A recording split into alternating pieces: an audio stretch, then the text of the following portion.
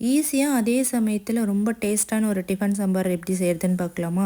அதுக்கு வந்து 1/2 கப் துவரம்பருப்பு, 1/2 கப் பாசிப்பருப்பு நல்லா வாஷ் பண்ணி எடுத்துக்கலாம். அதில் வந்து மஞ்சத்தூள், விளக்கெண்ணெய் ஊற்றிட்டு நான் வந்து வெங்காயம், தக்காளி, பச்சை மிளகாய், அப்புறம் வந்து கொஞ்சம் காய்கறிலாம் எடுத்துட்டேன். ஆக்சுவலி காய்கறிகள் வந்து ஆப்ஷனல் தான், பட் நான் வந்து எப்போவுமே சேர்த்துப்பேன்.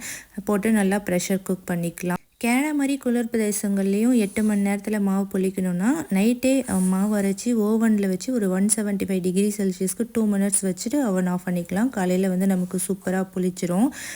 இன்றைக்கி வந்து கம்பு இட்லி மாவு தான் அரைச்சிருந்தேன்.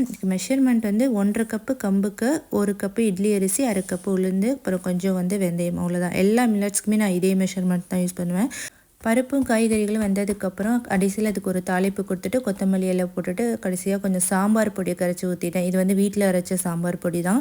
ஸோ இதெல்லாம் மிக்ஸ் பண்ணதுக்கப்புறம் சூப்பராக நமக்கு வந்து சாம்பார் ரெடி ஆகிடும். ரொம்ப டேஸ்ட்டாக இருக்கும். நீங்களும் ட்ரை பண்ணி பாருங்கள்.